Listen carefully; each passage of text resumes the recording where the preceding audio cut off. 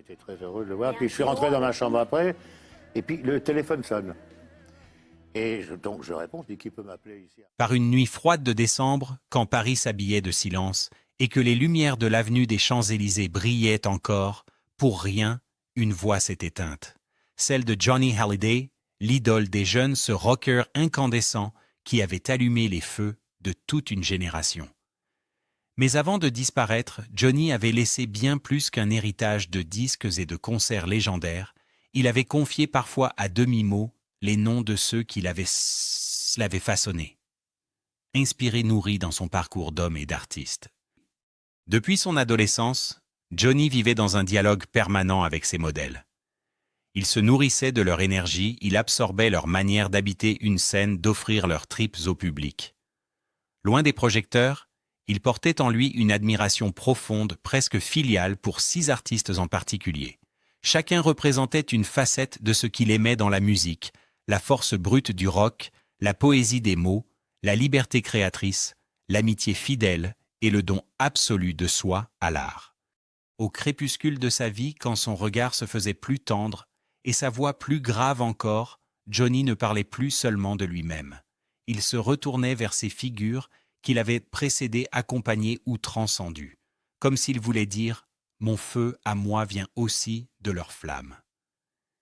Et c'est dans cet aveu que se dévoile l'homme derrière la légende, celui qui savait que même au sommet, on reste toujours le fils de ceux qu'on admire.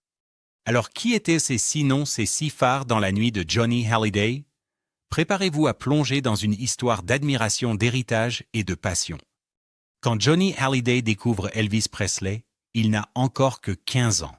Nous sommes à la fin des années 50, la France sort à peine des blessures dites de l'après-guerre, et un adolescent parisien se prend une claque en écoutant pour la première fois la voix du King of Rock'n'Roll. Ce n'est pas seulement de la musique, c'est une onde de choc. Le rythme, le déhanché, la liberté insolente. Tout ce que Johnny cherchait à exprimer se trouvait déjà incarné dans cet homme venu d'Amérique. Il se souvient de ces images en noir et blanc, où Elvis entrait sur scène comme un ouragan. Pour le jeune Jean-Philippe Smet, ce n'était pas un simple chanteur, mais une révélation. « Je veux être comme lui », pensait-il les yeux brillants en imitant les gestes devant un miroir. Et bientôt ce rêve allait se transformer en destin. Car Johnny ne s'est jamais caché sans Elvis, il n'y aurait sans doute pas eu de Johnny Hallyday. Son style vestimentaire, ses premières postures scéniques jusqu'à sa manière de tenir une guitare, tout respirait l'admiration.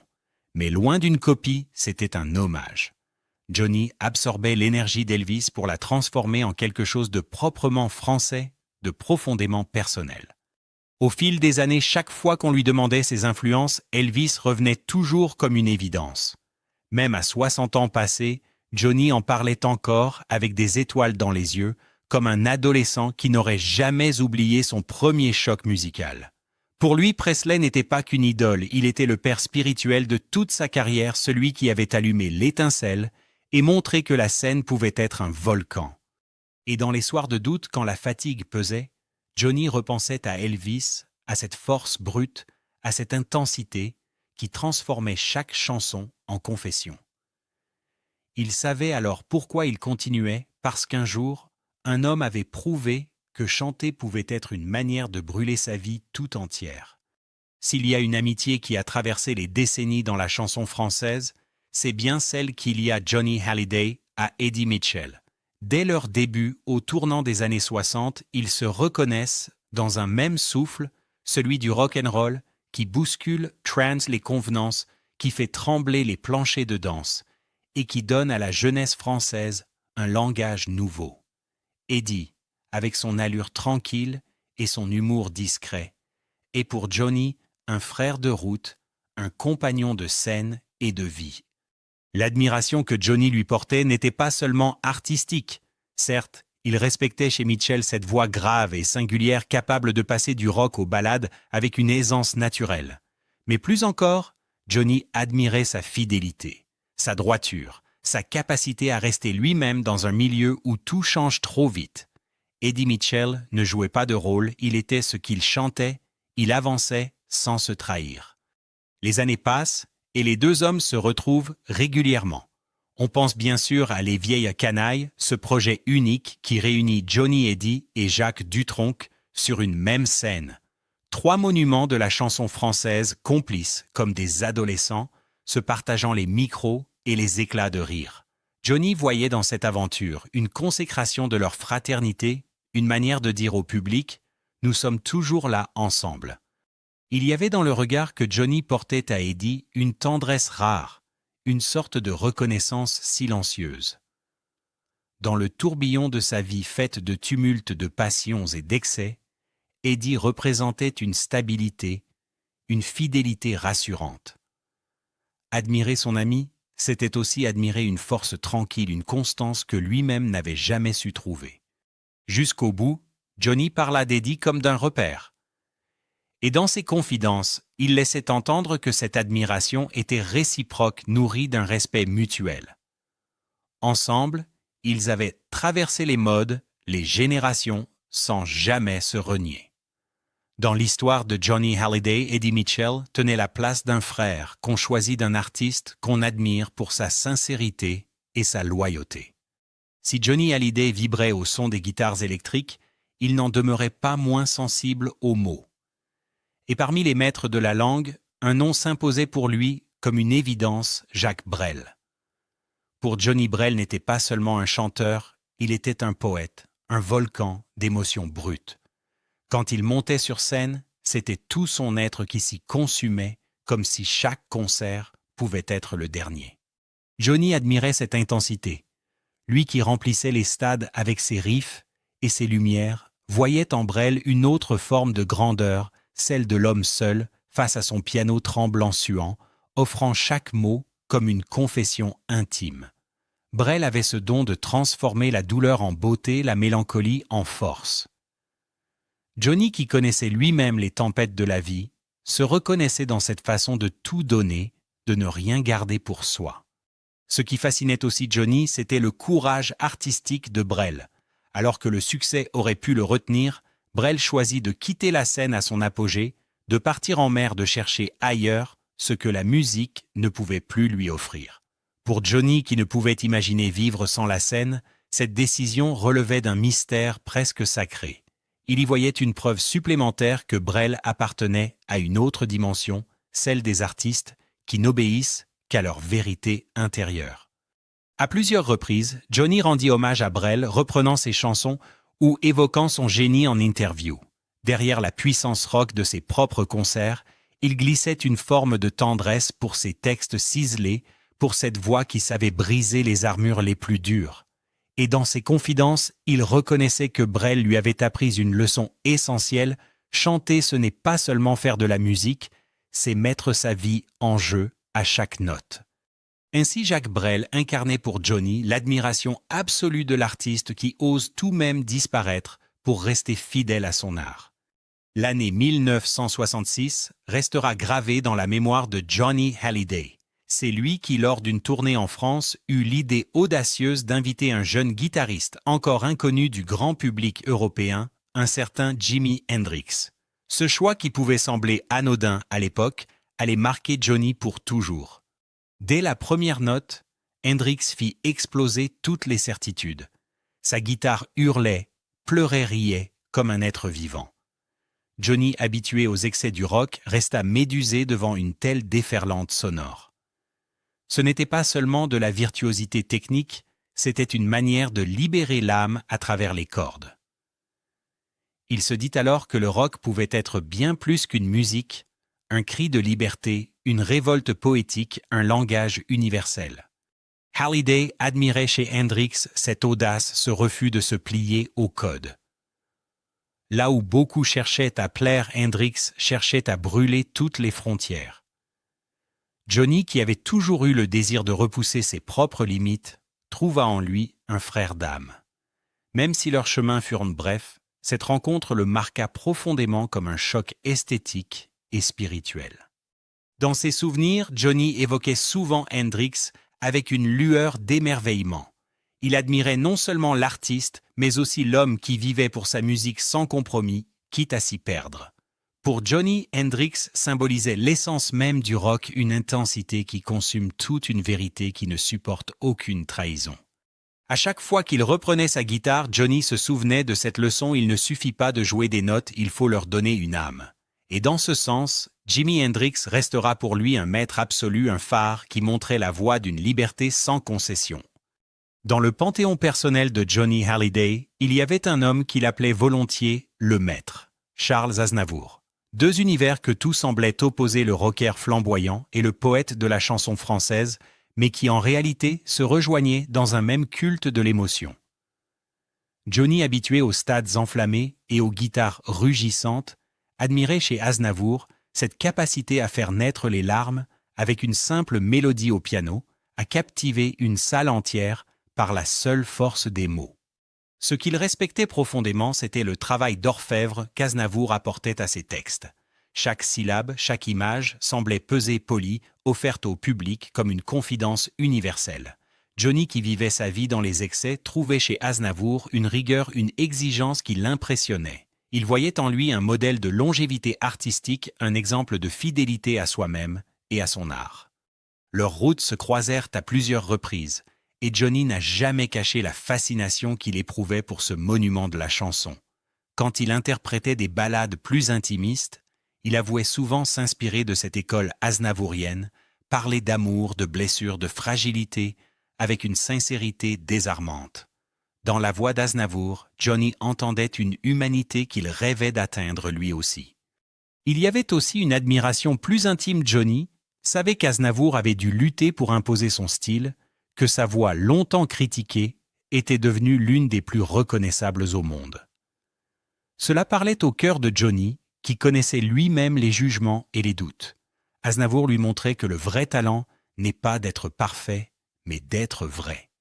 Pour Johnny, Charles Aznavour était donc bien plus qu'un grand nom, il était une leçon vivante d'authenticité et de persévérance. Un modèle qu'il plaçait très haut dans son panthéon personnel, presque comme un guide silencieux. Au sommet de la liste des admirations de Johnny Hallyday se tenait un nom qui à première vue pouvait surprendre Michel Berger.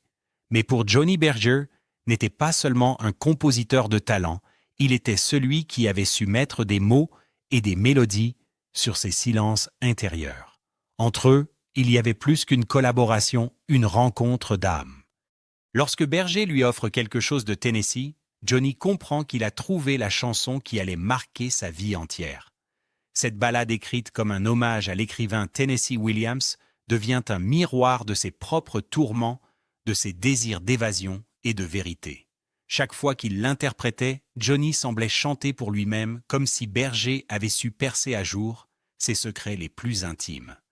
Ce qu'il admirait profondément chez Michel Berger, c'était cette capacité à écrire l'universel avec des mots simples. Berger savait parler de liberté, de justice, d'amour, sans détour ni artifice. Pour Johnny, qui avait grandi dans le tumulte et la fureur du rock, rencontrer un tel artisan de la chanson fut une révélation. Dans ses confidences, il avouait souvent que certaines des plus belles pages de sa carrière, il les devait à Berger. Leur collaboration donna naissance à des titres qui devinrent des hymnes. Diego Libre dans sa tête, Rock and Roll Attitude, autant de chansons qui élargirent l'horizon artistique de Johnny. Derrière le rocker flamboyant se cachait un homme avide de profondeur, et Michel Berger fut l'un des rares à lui offrir cette densité. Lui, au-delà de la musique, Johnny admirait aussi l'homme. Discret, réservé, loin des excès.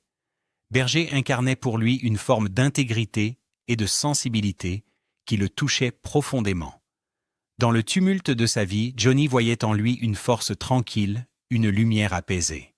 Ainsi, au moment d'évoquer les artistes qui avaient compté le plus, Johnny plaça Michel Berger au sommet, parce qu'il savait qu'une part de son âme résonnerait à jamais dans ses chansons immortelles. Pour Johnny Hallyday, le rock n'était pas seulement une question de riffs et de guitares saturées. C'était aussi un langage, un cri qui devait dire quelque chose au monde. C'est dans cette perspective qu'il admirait profondément Bob Dylan, ce troubadour américain qui avait transformé la chanson en manifeste.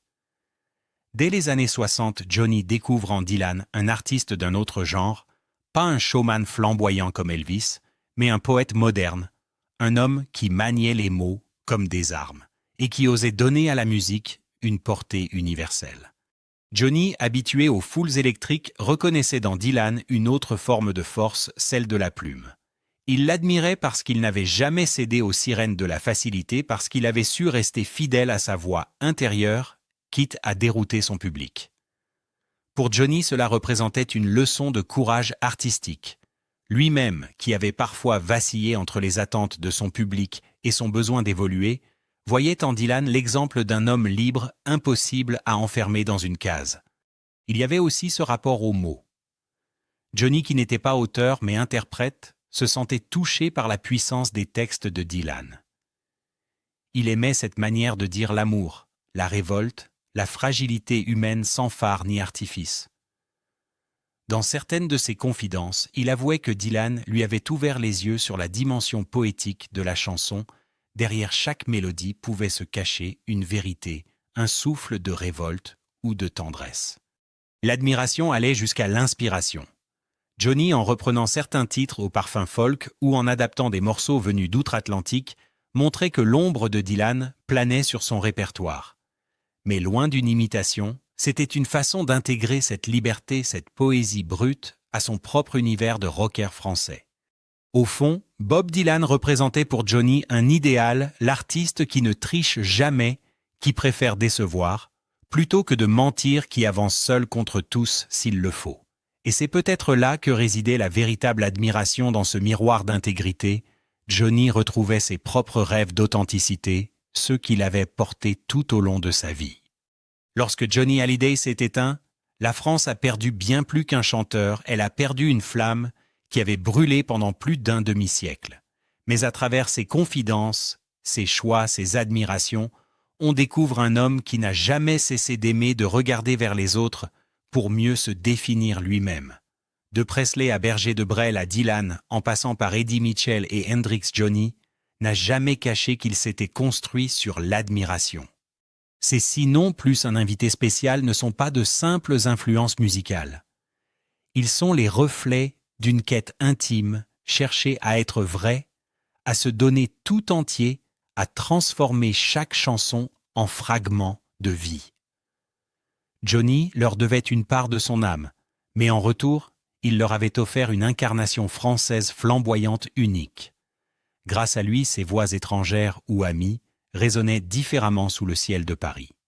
Aujourd'hui encore, lorsque résonne « Que je t'aime », quelque chose de Tennessee ou l'envie, on entend au loin l'écho de toutes ces admirations. Johnny Hallyday n'était pas seulement l'idole des jeunes, il était l'héritier de plusieurs lignées artistiques, le passeur d'un feu qu'il n'a jamais laissé s'éteindre. Et si son nom reste gravé comme une légende, c'est peut-être parce que jusqu'au bout, il a su rester un admirateur. Admirateur des autres admirateurs de l'art, admirateur de la vie même, dans ses excès et ses blessures. Son ultime héritage est là nous rappeler que les plus grandes idoles sont d'abord, elles aussi, des fils de l'admiration.